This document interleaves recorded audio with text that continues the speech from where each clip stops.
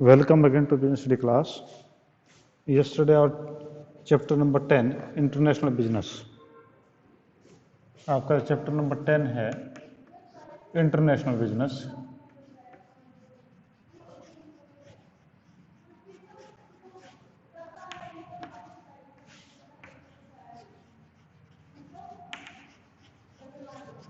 International business जो है ये हमारा चैप्टर प्रोग्रेस में था और आज शायद ये चैप्टर हमारा ख़त्म हो जाएगा. तो कल हमने जो कुछ किए थे वो हमने किए थे कि आपके एक्सपोर्ट इंपोर्ट डॉक्यूमेंट्स. तो उसमें मैंने 8 प्रकार के डॉक्यूमेंट्स आपको बताए थे. आपके commercial invoice, packing list, bill of lading और उसके बाद में आपका specimen of bill of lading, Airways bill, certificate of inspection, certificate of origin, certificate of exchange. ठीक है, ये था. अब आपके पास में एक्सलरीज एक्सपोर्ट डॉक्यूमेंट्स. एक्सलरी होता है सहायक, इसके अलावा और भी हैं. तो कौन से हैं?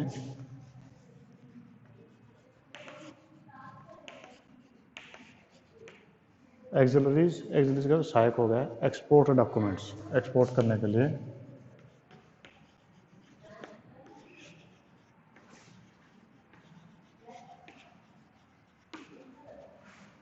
एक्सलरीज एक्सपोर्ट डॉक्यूमेंट वो कौन कौन से हैं?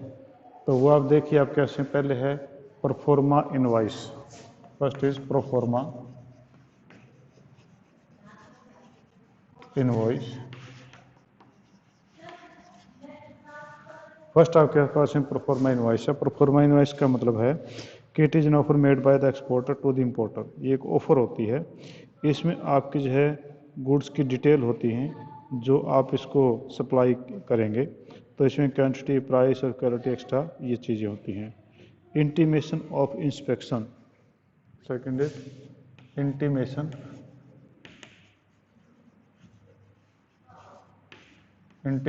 Of inspection.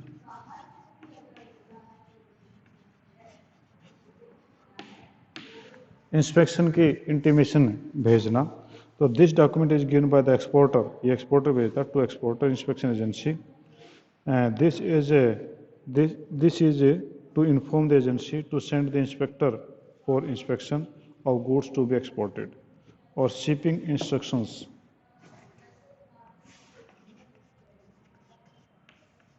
Shipping instructions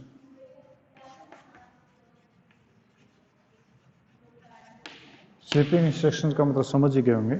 ship के अंदर जो माल आप किस प्रकार से डालेंगे, उसके अंदर जो एक्सपोर्ट इंस्ट्रक्टर करता है एक्सपोर्टर कि किस प्रकार से जो है आपका इसमें माल जब पैक करना है, किस प्रकार से आपको भेजना है. Next is insurance declaration. Insurance declaration. तो नेचुरली कि आप जब फॉरेन ट्रेड होता है तो उसमें इंश्योरेंस भी आपका एक मेन पार्ट होता है. तो इसमें जो है ये डॉक्यूमेंट प्रिपेयर किया जाता है एक्सपोर्टर के द्वारा, जिसमें कि who wants to take the insurance policy. In this document he make the declaration relating to insurance policy कि आपने इंश्योरेंस पे कर दिया नहीं कर दिया, आपको पे करना कैसे है, उस सब इसमें होगा. और next is shipping order.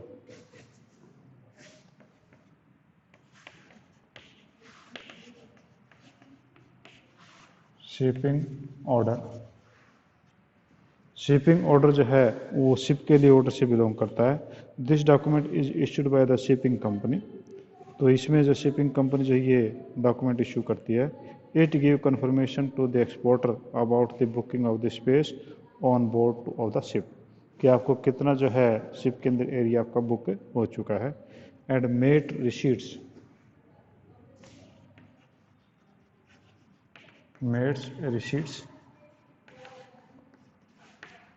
Receipt से जब आप शिप के अंदर जो माल डालते हैं तो वहाँ पर जो शिप का कैप्टन है वो जो है इस चीज़ के एक्नॉलेजमेंट देता है कि आपका जो है माल इसमें शिप में आ चुका है और वो किस कंडीशन में है, क्या उसके पैकिंग वगैरह कंडीशन से सेटिस्फाई है या नहीं है. तो वो शिप से आपका जो मेट्स रिसीट कहलाती है. नेक्स्ट है application for certificate origin. Application for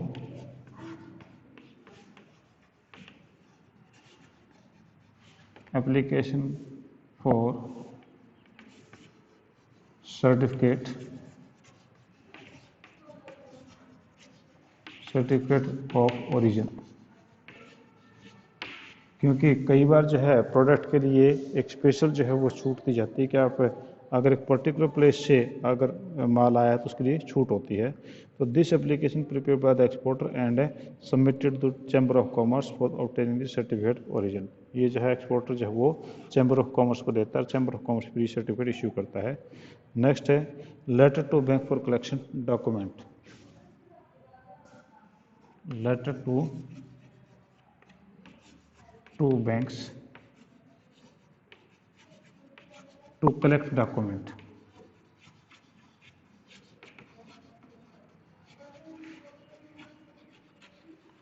documents collect करने के लिए बैंक को लेटर भी एक देना पड़ता है। तो this document is sent by the exporter to the bank. It contain the instruction regarding the shipping document to be collected. तो उसमें सारी इंस्ट्रक्शंस भी दी जाती हैं। अब करें कि इंपोर्ट डॉक्यूमेंट कौन कौन से हैं। तो इंपोर्ट डॉक्यूमेंट्स हैं वो हम देखें, ये एक्सपोर्ट के थे। अब आपके इंपोर्ट डॉक्यूमेंट कौन कौन से वो देख लो।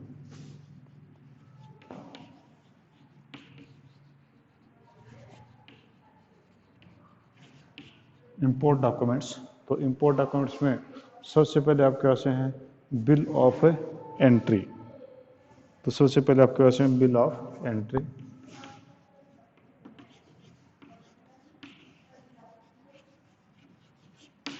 तो बिल ऑफ एंट्री जो है आपका सबसे पहला इसमें डॉक्यूमेंट होता है कि ये डॉक्यूमेंट जो इंपोर्टर प्रिपेयर करता है, इसमें इंफॉर्मेशन होती है arrival of the goods at port के ऊपर होती है।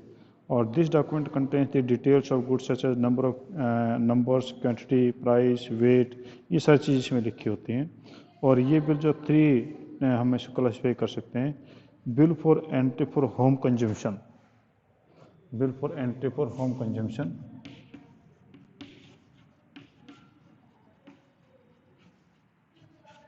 Entry for home consumption,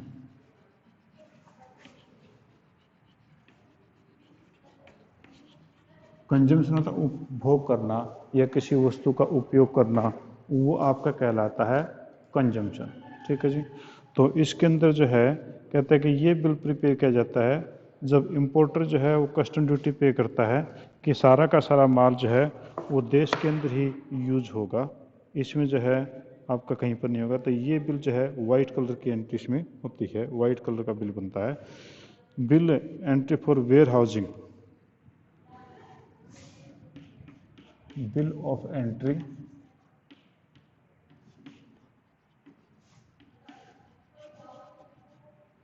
entry for warehousing, warehousing है गोदाम के लिए। ठीक है, तो वो तो कंजम्पशन के लिए था, ये आपकी वेयर हाउसिंग के लिए है।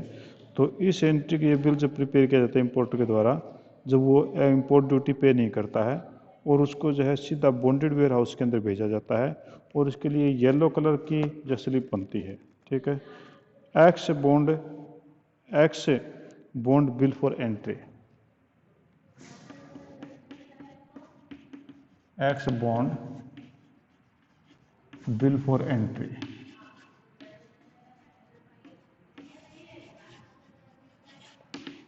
Ex bond bill for entry. तो ex bond bill for entry जो है, जब ये गुड्स जो है वो कहता है कि wants to get the delivery the goods from the bonded warehouse, तो ये बॉन्डेड वेयर हाउस के अंदर जो माल रख दिया था सेकंड एंट्री में, तो उसको लिया जाता है। तो ये ग्रीन पेपर पे आपकी बनती है। ठीक है, तो ये आपके जो हैं इंपोर्ट डॉक्यूमेंट थे। इंपोर्ट डॉक्यूमेंट में आपके ये सिर्फ बिल ऑफ एंट्री के बारे में आपके थे। अब करें कि कुछ important term used in the external trade. External trade में कुछ है बिल जो है आपका जो है कुछ टर्मिनोलॉजी यूज़ की जाती हैं, जैसे कि FOB। तो आपका एक्सटर्नल ट्रेड में जो आपका FOB ये वर्ड यूज़ किया जाता है। आप कई बार इन वर्ड को आपने सुना अपनी पर आगे सुन लोगे कई जगह पे। तो FOB होता है free on board, F for free on board, यानी फ्री ऑन बोर्ड का शिप तक। ठीक है, तो free on board contract on importer to liable to bear the risk till the delivery of goods on ship. जब तक ship तक माल नहीं पहुंचता तब तक के सारे रिस्क जो हैं वो माल भेजने वाले के होते हैं। तो ये FOB होता है। नेक्स्ट है C&F, cost and freight. C&F, cost and freight. Cost and freight, इसका मतलब होता है कॉस्ट एंड फ्रेट। तो कहता है कि इस कॉन्ट्रैक्ट के अंदर जो है वो exporter are expected to be the cost and freight bring the goods to the port of the destination of importer country, कि अगले के इंपोर्टर के कंट्री तक जो है माल पहुंचाने के सारे खर्चे वो एक्सपोर्टर के होंगे। और नेक्स्ट है CI&F, CI&F, ठीक है। तो इसका मतलब बनता है cost insurance and freight, cost insurance and freight. तो इसमें कॉस्ट हो गया, इंश्योरेंस हो गया और फ्रेट हो गया।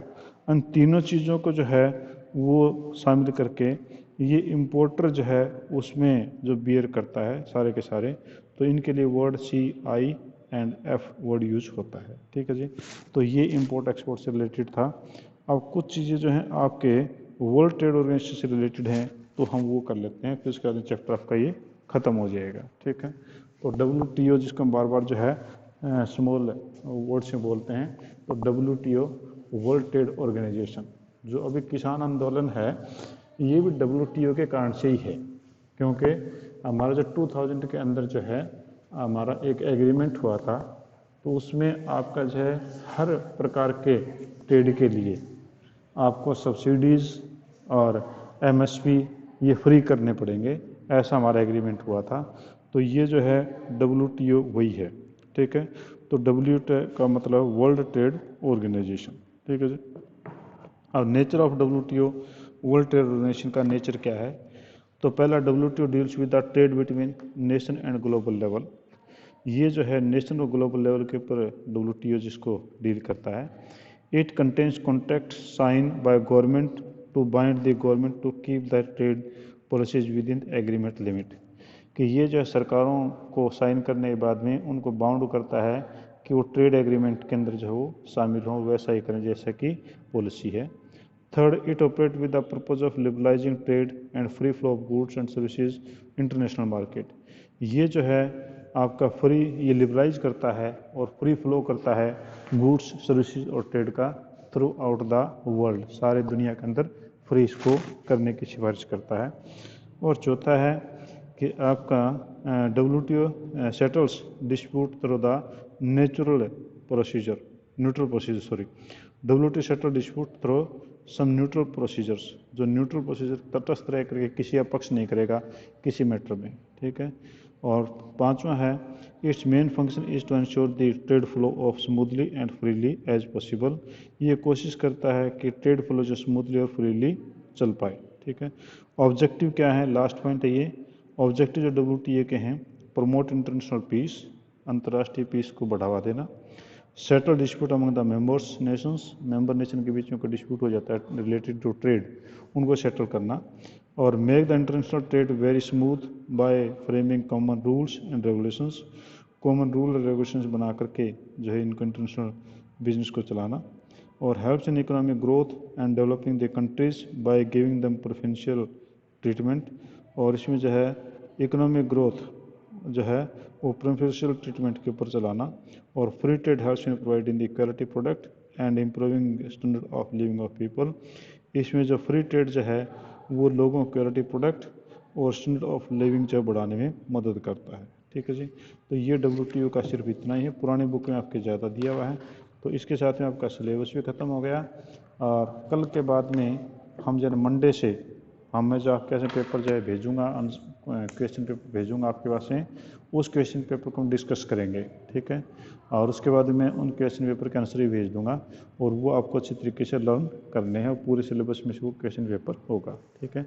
Anything you want to ask, कोई चीज़ आप पूछना चाह रहे हैं मेरे से, तो आप मेरे से पूछ सकते हैं, ठीक है जी।